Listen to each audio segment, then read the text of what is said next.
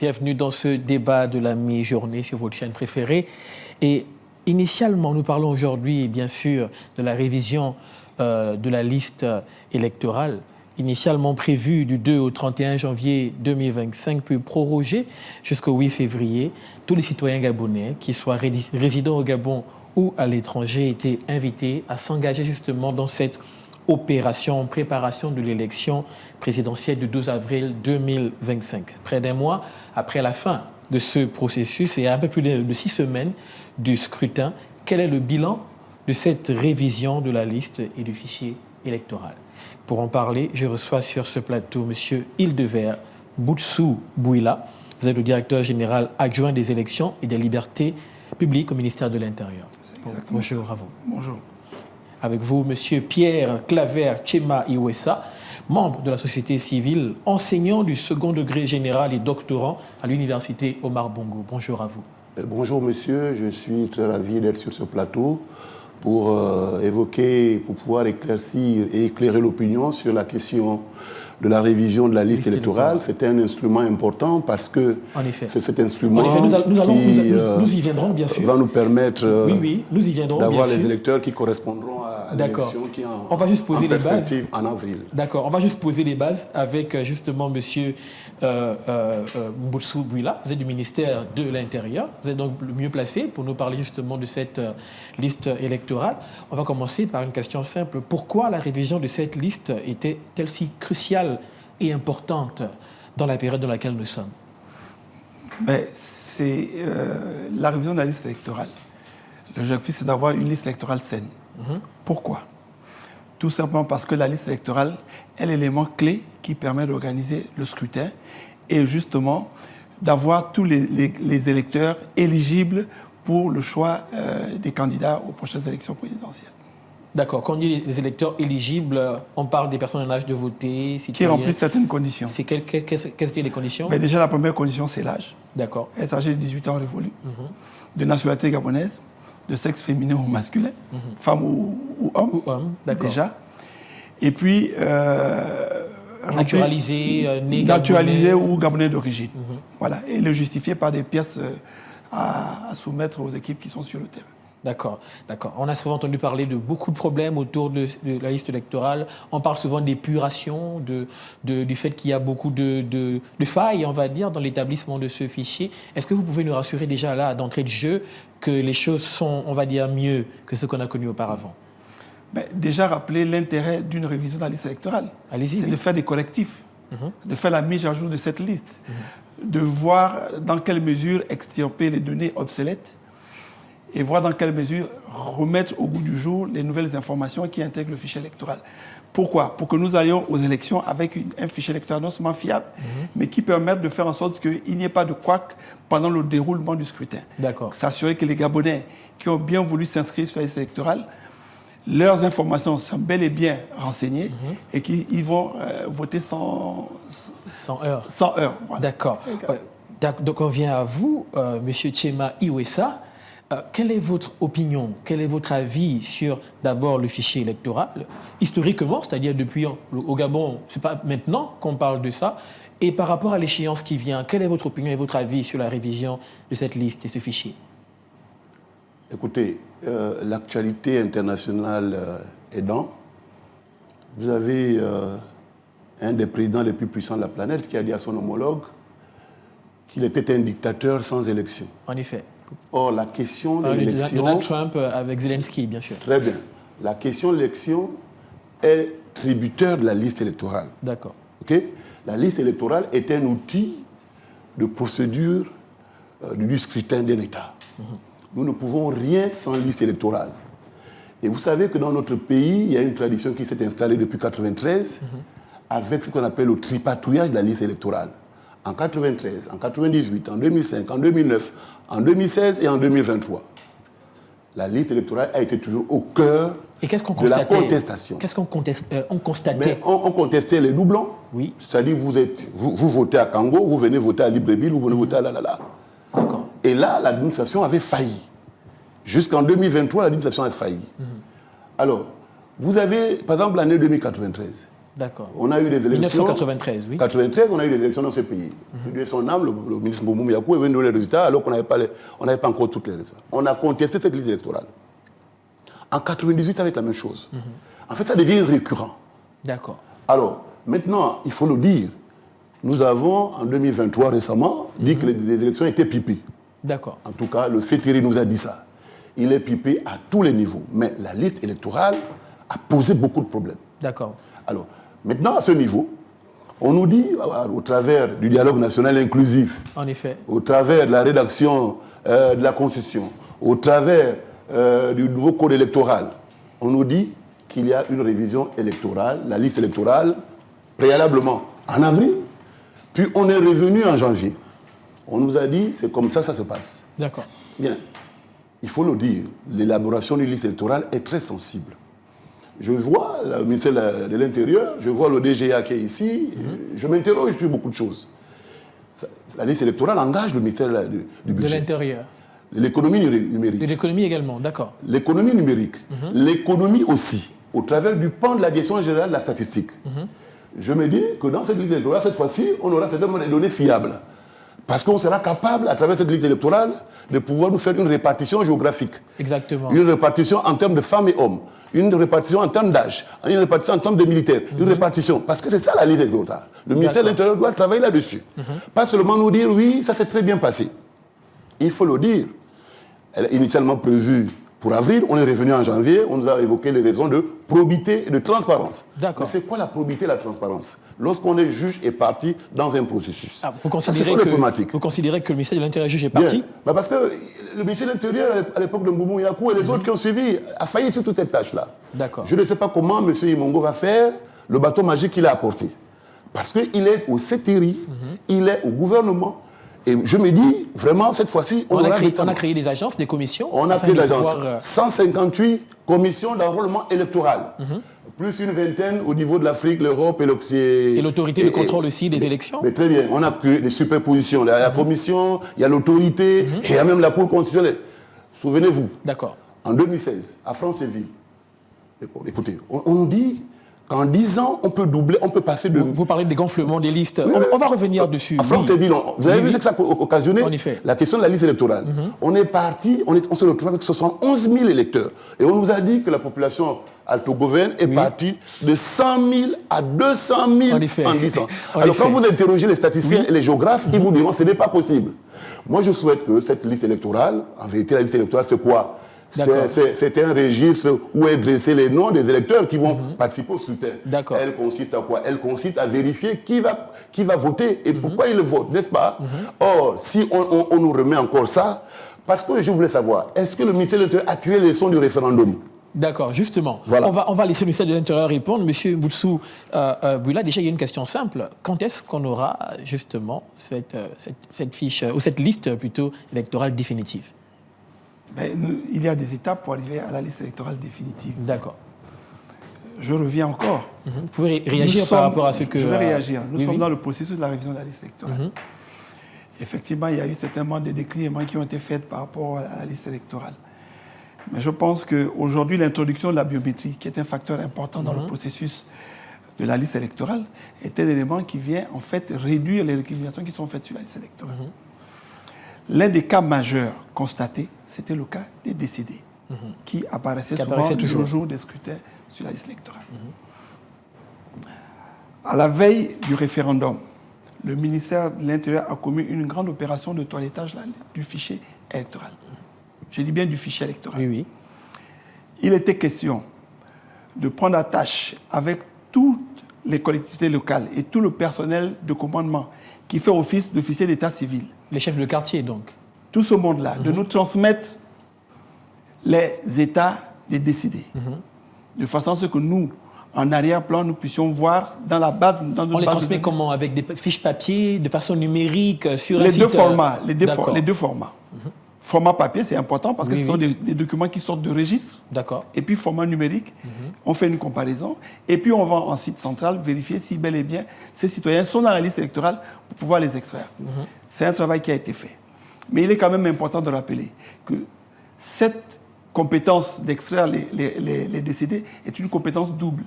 Elle est de la responsabilité non seulement de l'administration publique, mais également du citoyen. D'accord. Ça, la loi est précise là-dessus. D'accord. Donc, si quelqu'un décède, les torts sont partagés. S'il n'est pas... L'administration, oui. à travers ses démembrements, donc les institutions chargées d'établir les états de décès, nous transmettent ces éléments-là pour que nous puissions les extraire du fichier électoral. D'accord. Maintenant, il peut arriver, c'est le cas dans les zones rurales, qu'on n'ait pas ce genre de fiche. Donc, les parents ont l'obligation de le signaler et il y a une procédure qui est établie dans ce sens-là. D'accord, mais comment on arrive à ce que les Gabonais parlent souvent du fait que les personnes décédées puissent voter? Comment est-ce qu'on peut arriver au fait qu'on ait quelqu'un qui vienne à un bureau de vote avec un document donc de quelqu'un qui est décédé et il arrive quand même à pouvoir voter? Comment on peut arriver à ce genre de choses? Je me pose également la question. Oui. Parce que lorsque vous arrivez, il y a un process. Lorsque vous arrivez dans un bureau de vote, il y a la phase d'identification de l'électeur. D'accord? Oui. C'est la raison pour laquelle nous affichons dans chaque bureau la liste électorale. En effet. Et il y a des photos. Il y a des photos. Et il y a tout un écosystème où il y a un personnel dédié. Donc, lorsque vous arrivez, on vous identifie et vous le justifiez par une pièce d'identité pour accéder au bureau de vote. Donc, logiquement, c'est impossible que quelqu'un de décédé puisse voter. J'estime que c'est impossible. Techniquement, nous, ceux qui le disent, on ne sait pas pourquoi, mais tel que les choses sont faites, c'est impossible. OK. D'accord. Maintenant, on va aborder un point. Tout à l'heure, M. Tchema Iwessa a abordé un point. Les observateurs sont souvent inquiétés du faible rapport technologique dans la révision de la liste. C'est-à-dire, on appelle du ministère de l'économie numérique. J'ai reçu ici déjà des gens sur ce plateau qui ont dit et qui ont signalé, qui sont venus vers vous afin de vous proposer des solutions informatiques, afin que les décès des gens, les personnes jeunes, qu'il y ait une façon de pouvoir, on va dire, rapide, de pouvoir les identifier et automatiquement de les placer dans le fichier au lieu de procéder forcément à de grands recensements, etc. Mais pourquoi est-ce qu'on a l'impression qu'au ministère de l'Intérieur, on va un peu, on va dire, assez lentement, pas assez vite par rapport justement à l'époque dans laquelle on est, donc une époque très numérique? Mais non. Il vous souviendra, il a rappelé certaines dates. Depuis l'introduction de la biométrie en 2013, quel est l'objectif premier? C'est l'état civil biométrique. D'accord. C'est un système qui a déjà été enclenché depuis 2013 et qui est toujours en cours. Il fait intervenir un certain nombre de facteurs. C'est la raison pour laquelle ça prend certainement du temps. Il n'y a pas que les aspects purement techniques. D'accord. Il y a des ateliers de spécification qu'il faut mener. Il y a des études de terrain qu'il faut mener. Sûrement de la collaboration aussi entre une certaine collaboration. les administrations. Ça, elle existe déjà avec le ministère de l'économie numérique. Elle existe bel et bien. Okay. Puisque d'ailleurs, même au sein du ministère de l'Intérieur, nous avons les équipes. Vous allez réagir. Nous avons les équipes de la NEF. Oui. D'accord. Effectivement, nous sommes en train d'aller dans ce process. Je dis encore que c'est un processus qui est en cours. D'accord. Pour ce qui est de la question liée au tripatouillage de la liste électorale, exactement. Techniquement, je répète encore, techniquement, c'est pas possible. Techniquement. J'explique. Et là, vous me permettez de vous poser la question. J'explique. Comment est-ce qu'on peut quitter d'une population électorale, on peut avoir une population électorale supérieure à la population effective dans une localité? Ça, c'est où? Comme on l'a constaté dans la province que M. Iwessa a... Nous parlons de 2025, 2024. Oui, mais justement, si jamais, à cette époque, ça a été possible, comment on peut garantir que maintenant, c'est impossible? Je ne me souviens pas de cette date fait. J'ai dit, est-ce que nous parlons de 2024 ou de 2025? On parle de 2024. Parce que nous parlons de la liste électorale. Nous parlons de la liste électorale de 2025 qui va servir à l'élection présidentielle. Oui. Je vous ai dit tout à l'heure qu'au-delà du référendum, des opérations de toilettage sont menées sur la liste électorale. D'accord. Et le principal problème, justement, qui fait généralement récrimination, c'est la présence des décédés sur la liste électorale. Et à ce niveau, le ministère de l'Intérieur s'attelle à faire en sorte que le maximum de décédés puissent sortir de la liste électorale. On a votre réponse. Et ces éléments-là sont encadrés par des textes. D'accord. On a votre réponse. Voilà. On revient à vous, monsieur Tchema Iwessa. Vous vouliez réagir tout à l'heure quand... Écoutez, moi, je voudrais pas qu'on soit dans l'autosatisfaction du ministère de l'Intérieur. Allez-y. Le ministère de l'Intérieur est tenu de travailler avec d'autres synergies, à savoir la direction générale de la statistique. En effet. Parce que la question de la collecte, la question du traitement, la question de l'analyse... Est-ce que ce n'est pas déjà fait, ça? Ça va se faire quand et à quel moment? Nous sommes à un mois, sinon à presque un mois et demi de l'élection présidentielle. Et ça ne doit pas faire l'objet de calculs, etc. Parce qu'il ne faut pas qu'on politise la révision de la liste électorale. Il faut qu'il y ait, parce que l'Intérieur, le ministère a des gros moyens qui peuvent permettre, parce que l'économie numérique, elle va saisir quoi? Elle va saisir les approches qui sont du point de vue de la direction générale de la statistique. Parce que le ministère de l'Intérieur n'est pas le ministère en termes de qualité de matière pour traiter les questions. Parce que c'est elle qui organise l'élection, certes, mais elle n'a pas la qualification requise du point de vue technique, du point de vue des moyens, du point de vue des informations dans le recensement. Est-ce que vous voyez un peu? D'accord. Parce que les anomalies qui ont été notées par l'Union européenne, c'était quoi? Ce sont les étrangers observateurs qui seront là justement pour les l'élection présidentielle. En réalité, ils s'arrêtent même à Libreville, s'ils allaient à l'intérieur du pays. Il y a des anomalies du fait du traitement des informations sur la liste électorale. Des gens qui ont un récépissé, mais qui ne retrouvent plus leur nom dans la liste électorale. Ensuite, il y a des étrangers qui votaient à l'époque. On ne sait pas s'ils vont encore voter en 2025. Est-ce que ça a été traité? Il y a des gens qui ont été naturalisés. Bon, ils ont été naturalisés. Très bien. D'accord.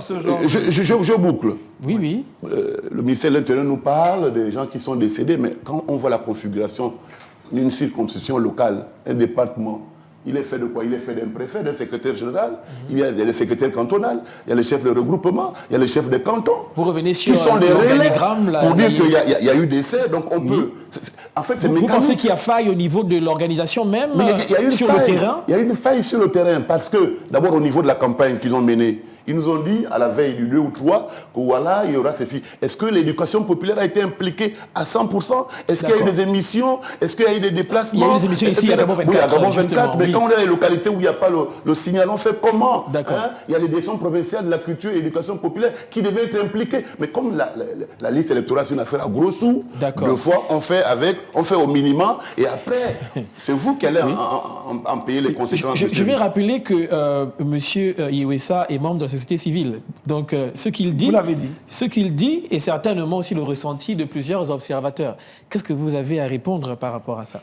Déjà, pour ce qui concerne l'éducation populaire, le ministère de l'Intérieur, dans ses compétences en matière électorale, met en place un plan ou une stratégie de communication, de campagne de sensibilisation. D'accord. Justement pour expliquer à l'ensemble des Gabonais comment fonctionne le processus électoral. Et je pense que nous ne sommes pas aveugles. Je prenais la dernière fois dans votre plateau des exemples en disant que lorsqu'on fait la voie nationale, nous avons des grandes affiches. Nous passons sur vos plateaux. Nous passons à la radio. Et au village, dans nous les coins reculés. Nous passons dans les zones reculées. Et effectivement, elle a bien fait de le dire. Le personnel de commandement, qui est le bras séculaire du ministère de l'Intérieur, sert de relais. Donc à ce niveau, il n'y a rien à dire à ce niveau concernant justement.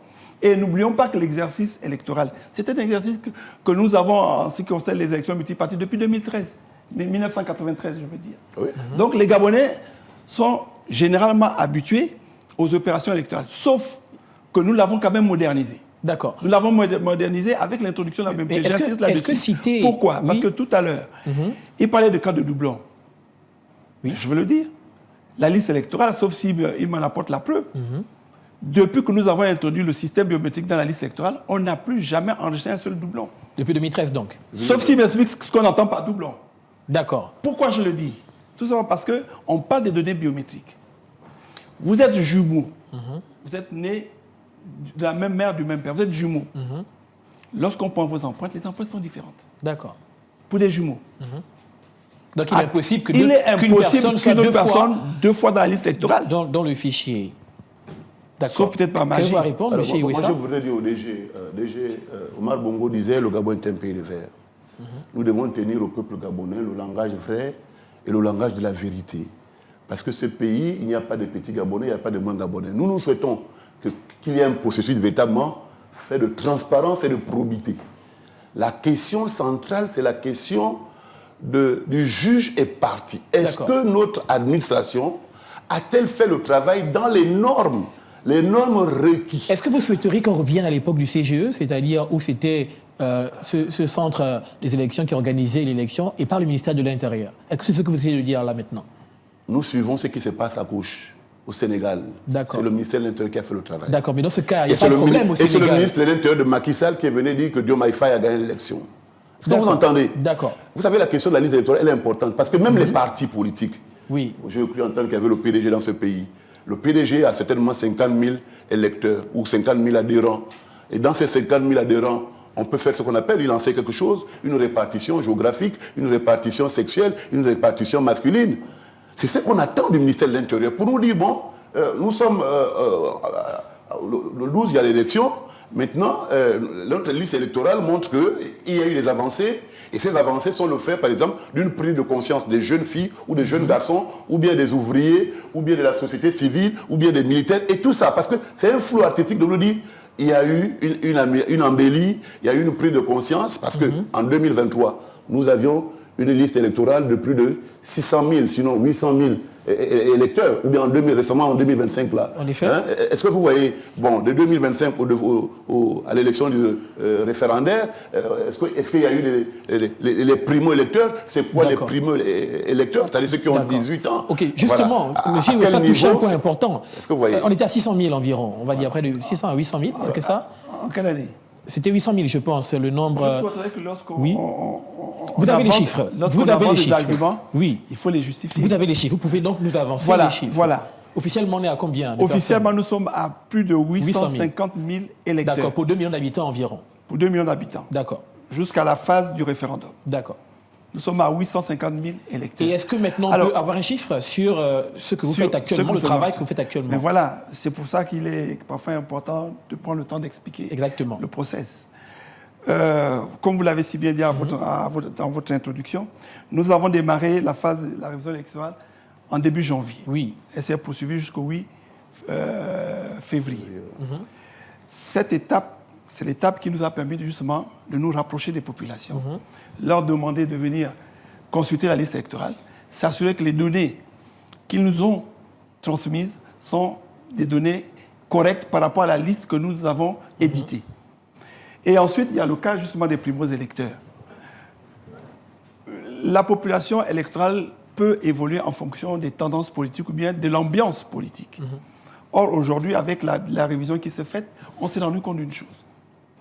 Les primo-électeurs aujourd'hui, en l'occurrence les plus jeunes, se sont plus manifestés pour s'inscrire sur la liste électorale. Nous avons bouclé cette étape. Nous sommes dans l'étape où nous avons collecter les données et nous les avons centralisées. Pourquoi nous les avons centralisées? C'est important de le comprendre. Nous les avons centralisées parce qu'effectivement, il faut les traiter. Il ne suffit pas de prendre des données qui viennent du terrain, on dit qu'on a enregistré. Il faut faire une vérification sur la base des éléments fournis par les citoyens. Quand je vous écoute, j'ai l'impression qu'il n'y a pas assez de temps. Est-ce qu'il y a assez de temps? Nous avons suffisamment de temps. Est-ce que vous serez prêt pour le 12 avril? Même pour je pense que même le ministre l'a dit il n'y a pas très longtemps. D'accord. Mais pourquoi je vous entends nous dire avons qu'il faut du temps, nous avons pris les dispositions. Oui. Vous m'avez posé une question. C'est de savoir si aujourd'hui au plateau, nous avons la possibilité de savoir le nombre d'électeurs que nous avons. Exactement. C'est ce que je suis en train de vous dire. Oui. Nous avons démarré avec 850 000 électeurs. Nous sommes en train de boucler la phase de traitement.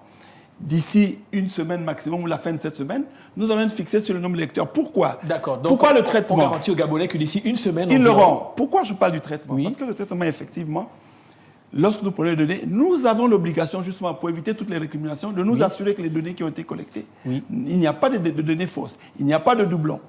En effet. C'est ça la phase de traitement. N'oublions pas qu'à la fin de tout ça, on voudrait éviter qu'il y ait beaucoup de recours au niveau de la Cour constitutionnelle. Qu'il y ait exactement beaucoup de recours. Il y a tout ça. Et pour revenir à ce qui est des données statistiques, je voulais rassurer le représentant de la société civile ici, que notre système électoral, le système informatisé, est fait de telle sorte que lorsque nous collectons les données, lorsque nous imprimons la liste électorale, systématiquement, je dis bien automatiquement, elle génère les statistiques en termes de tranche d'âge et de sexe. D'accord. Donc au niveau technologique, vous êtes au point. Puisque les informations que nous recueillons, nous avons les informations sociales. La profession, le lieu de résidence, l'âge, le nom, le sexe. En dehors de données liées à l'ethnie. On va faire donc un tour de table. Nous sommes à quelques minutes donc, de la fin. On va commencer avec vous, M. Iwessa. On a entendu le représentant, le directeur général adjoint justement au ministère de l'Intérieur qui a parlé du fait que d'ici une semaine, on est quasiment sûr d'avoir la liste définitive. On est prêt donc pour le 12 avril.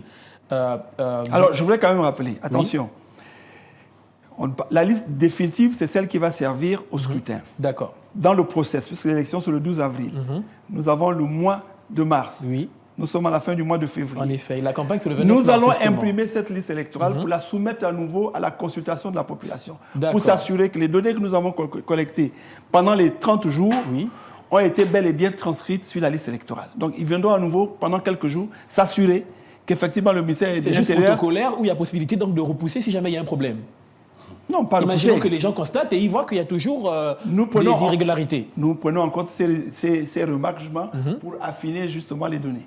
Donc si jamais il y a des problèmes, on part avec ça aux élections, même si Mais les gens mais constatent... non, c'est ce que je vous dis. Oui. C'est pour ça que nous commettons 2 phases D'accord. de révision. Il y a celle qu'on appelle la grande phase, qui est bouclée Oui. déjà, celle qui a fait plus de 30 jours. D'accord. Et puis il y a la petite phase qui va intervenir Après justement après la l'application. phase de traitement que nous bouclons cette semaine. D'accord. Et qui va être affichée justement pour rappeler les Gabonais à venir D'accord. regarder une dernière fois. Oui. Est-ce qu'effectivement nos données ont été correctement renseignées sur la liste? Ce sera dans votre mot de fin. Monsieur Iwessa, vous avez le mot de la fin. Il nous reste 1 minute. Allez-y.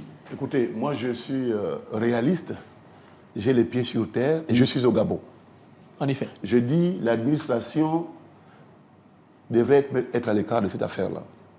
Parce qu'on a pour preuve, on a des gouverneurs, des préfets, sous-préfets, qu'on a changés, qu'on a fait débarquer, et qui viennent dans un processus qui est enclenché.